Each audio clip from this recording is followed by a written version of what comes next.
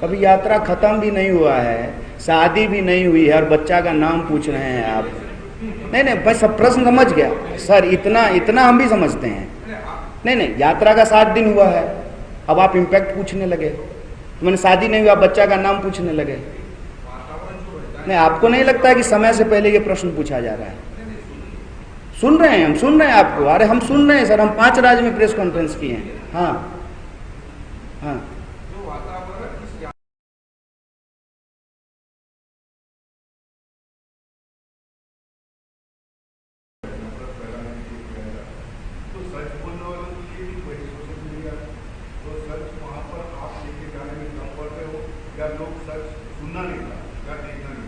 मैं थोड़ा ये टॉपिक कहीं और चला जाएगा, क्योंकि मैं अगर इस पे बात करने लगूंगा सोशल मीडिया, रीच और एल्गोरिदम, ब्लू टिक, तो बात कहीं और चली जाएगी।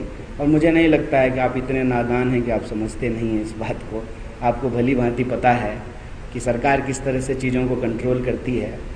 देखिए क्या है ना कि सोए आदमी को जगाया जा सकता है, सोने का नाटक करेंगे तो कौन ही जगा लेगा।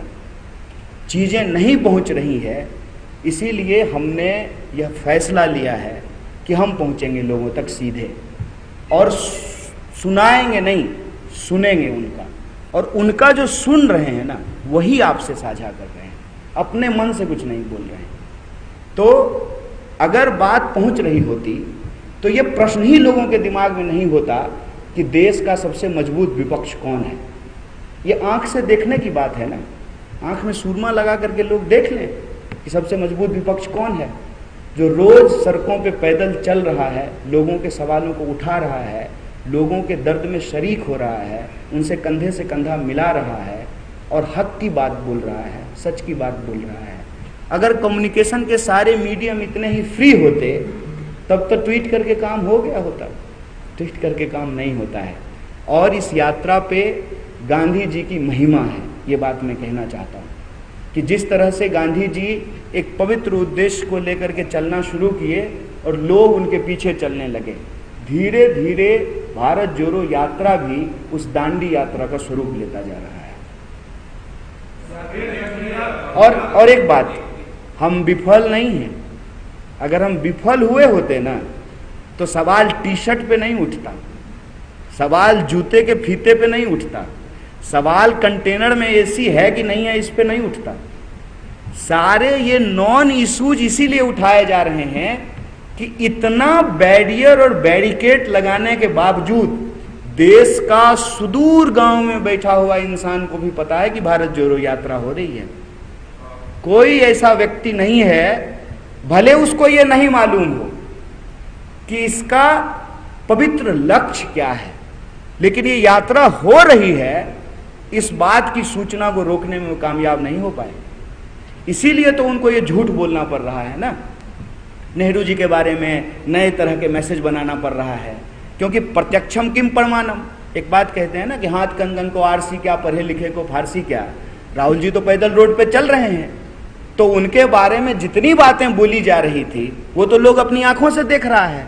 और मैं आपको बता दूं कि ये उत्सुकता, ये क्यूरोसिटी आप लोगों की आंखों में पढ़ सकते हैं कि लोग एक झलक देखना चाहते हैं उस व्यक्ति को। तो आपने करोड़ों रुपया खर्च किया था उस इंसान को बदनाम करने के लिए, हमको करोड़ों की जरूरत ही नहीं पड़ी। हम बस गांधी की उस महिमा के साथ चलना शुरू कर दिए, लोगों तक वो मैसेज और संदेशा पहुंचना शुरू हो गया, तो फिर से इनको नया मैसेज बनाना पड़ रहा है। ये मत कहिए कि हम सफल नहीं हो रहे हैं, हम सफल हैं और इस आत्मविश्वास के साथ रोज आगे बढ़ रहे हैं कि यह यात्रा अपने पवित्र लक्ष्य और उद्देश्य को हर हाल में पूरा करेगी।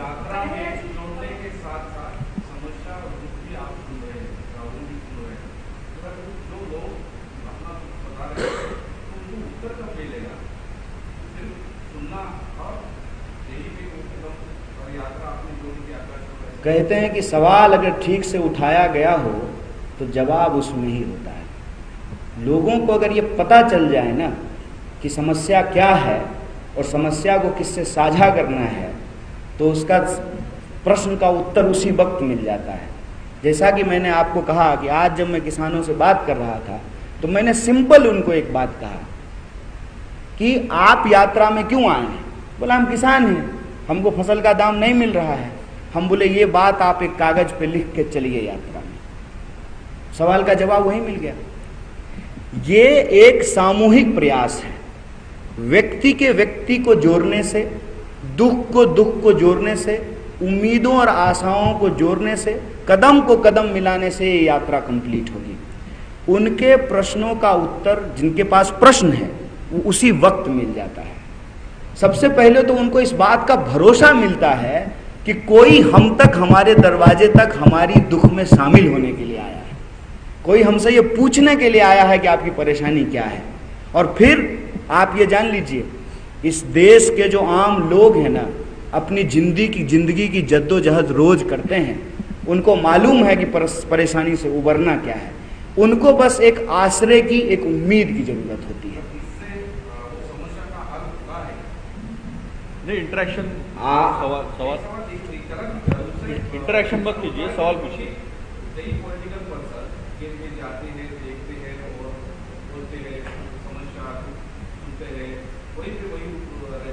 नहीं, आप इस सवाल को जो पूछ रहे हैं, क्या आपके पास इसको लेकर के कोई आधारभूत जानकारी है कि प्रश्न पूछने के लिए प्रश्न पूछ रहे हैं? जैसे मैं आपको एग्जांपल दे देता हूँ। 2 राज्य में हमारी सरकार है अभी।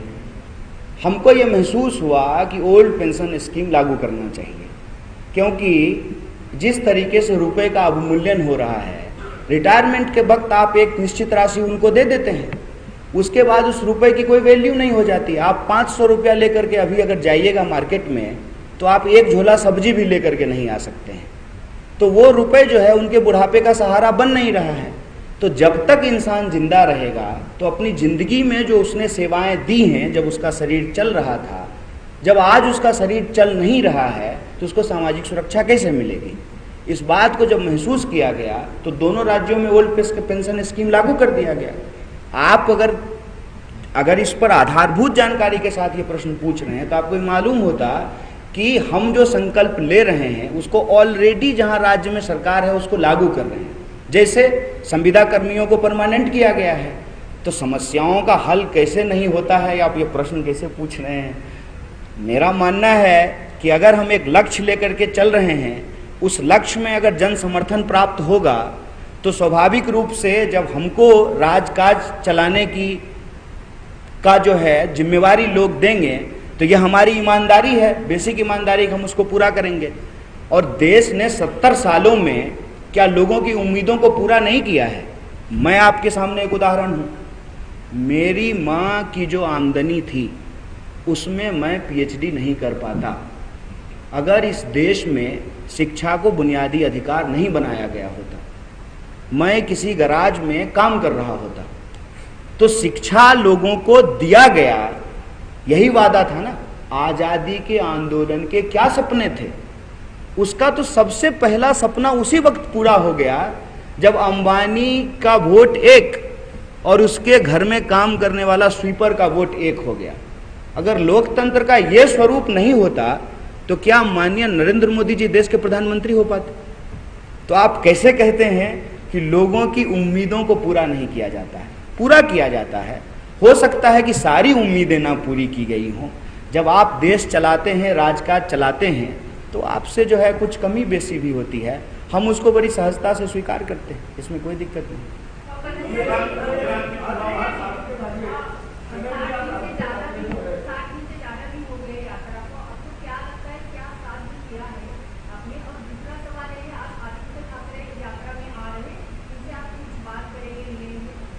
देखिए, ये प्रश्न बार बार पूछा जाता है कि जो सहयोगी दल हैं कांग्रेस पार्टी के, क्या वो यात्रा में शामिल होंगे।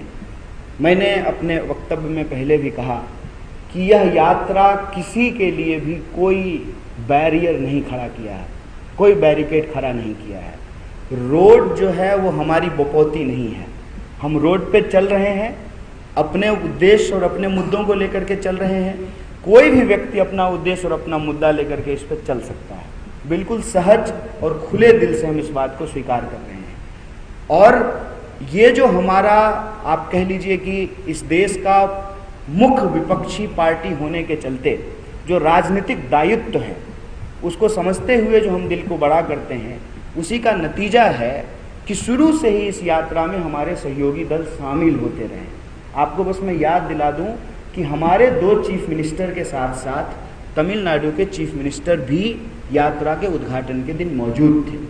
कल की अगर हम बात करें तो एनसीपी के तमाम बड़े नेता जो है वो मौजूद थे। जो भी लोग इस यात्रा में आएंगे उनका हम सहर्ष स्वागत करेंगे, खुले दिल से उनका स्वागत करेंगे।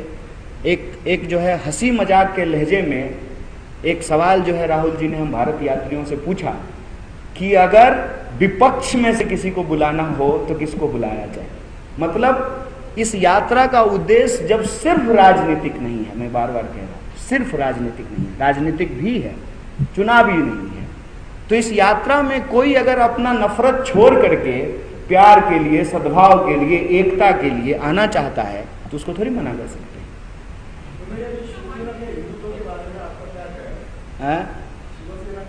संजय राउत साहब जेल से छूट के आ गए हैं, ये प्रश्न आप उनसे पूछ लीजिएगा। मैं भारत जोड़ो यात्रा के बारे में बताऊंगा।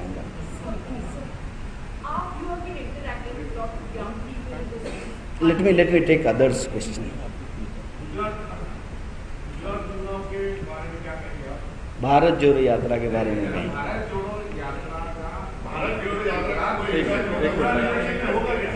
देखिए, ये प्रश्न जो है ना मुझे कई बार पूछा गया, क्योंकि छुट्टी जब होता है, अभी जैसे 13 तारीख को हमारी छुट्टी है, उसके बाद 21 तारीख को हमारी छुट्टी है, तो हम यात्री हैं, यात्री होने के साथ साथ जो है कांग्रेस के कार्यकर्ता भी हैं, तो पार्टी की जिम्मेवारियों को निभाना भी एक जो है कर्तव्य है हमारा।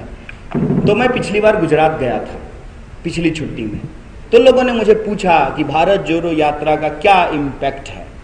हमने कहा कि भारत जोड़ो यात्रा का इम्पैक्ट इलेक्शन से पहले इमोशन पर है, इसको नोट कीजिएगा। और इमोशन की बात मैं इसलिए करना चाहता हूं आज, कल एक मैच हुआ था इंग्लैंड और भारत का। इंग्लैंड और भारत का मैच था ना, टेक्निकली वो बीसीसीआई की टीम है, भारत सरकार की टीम नहीं है ना, इसको समझिए। लेकिन आप सब ने कहा कि भारत का मैच था, क्योंकि आप उससे इमोशनली जुड़े हुए हैं।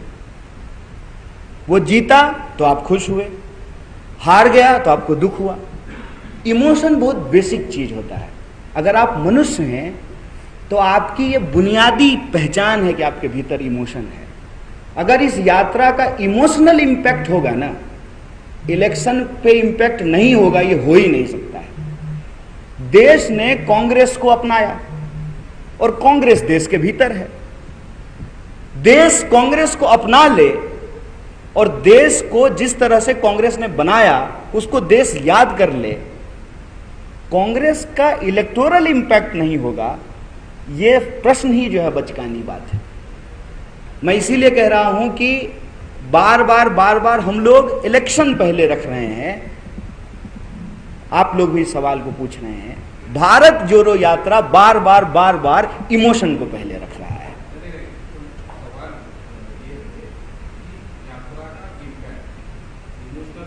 अभी यात्रा खत्म भी नहीं हुआ है, शादी भी नहीं हुई है और बच्चा का नाम पूछ रहे हैं आप। नहीं, बस सब प्रश्न समझ गया सर, इतना हम भी समझते हैं। नहीं, यात्रा का 7 दिन हुआ है, अब आप इम्पैक्ट पूछने लगे। तो मैंने शादी नहीं हुआ, बच्चा का नाम पूछने लगे। नहीं, आपको नहीं लगता कि समय से पहले ये प्रश्न पूछा जा रहा है? सुन रहे हैं, हम सुन रहे हैं आपको। अरे हम सुन रहे हैं सर, हम 5 राज्य में प्रेस कॉन्फ्रेंस किए हैं। हाँ,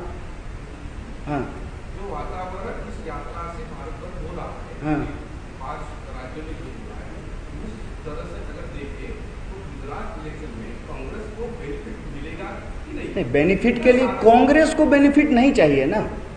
कांग्रेस को बेनिफिट चाहिए होता तो यात्रा गुजरात में होती। ये प्रश्न आपकी घड़ी अटक गई है ना, हमारी घड़ी नहीं अटकी हुई है, हमारी घड़ी चल रही है। हम रोज 25 किलोमीटर चल रहे हैं, आपकी अटकी हुई है। आप भी सुबह आइएगा, मैं आपको इनवाइट करता हूं चलने के लिए। नहीं, मैं वही कह रहा हूं, मैं 1500 किलोमीटर चल लिया हूं, मैं 1500 किलोमीटर चला हूं सर।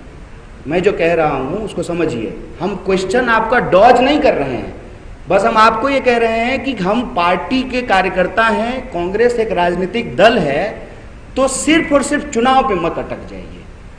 इस यात्रा का उद्देश्य इलेक्टोरल नहीं है, इतना क्लियरली बोल रहे हैं। इम्पैक्ट का जहां तक सवाल होगा, अगर हम लोगों के इमोशन को जोड़ पाएंगे, जो इस यात्रा का लक्ष्य है, लोगों की भावनाओं, उम्मीदों और आशाओं को जोड़ना, तो स्वाभाविक रूप से वही लोग जाकर के वोट करेंगे ना। अगर इलेक्टोरल हमारा प्राइमरी एजेंडा होता, हम बार बार कह रहे हैं, तो इस इलेक्शन, इस यात्रा के रूट में हिमाचल और गुजरात होता। इस यात्रा का रूट दक्षिण से उत्तर की तरफ है। हम जबरदस्ती जो है महाराष्ट्र से अपना रूट घुमा करके गुजरात तो नहीं चले जा रहे हैं। और गुजरात का जहां तक चुनाव का सवाल है, गुजरात में जो लोग काम कर रहे हैं, जो लोग वहां जाकर के बात कर रहे हैं, उनको मालूम है कि कांग्रेस जो है जमीन पे बहुत मजबूती से लड़ रही है। वो एक बिल्कुल एक अलग अलहदा सवाल है। मैं बस ये आपसे आग्रह कर रहा हूं कि उस सवाल को इस सवाल से जबरदस्ती बेमेल मैच कराने की जरूरत नहीं है।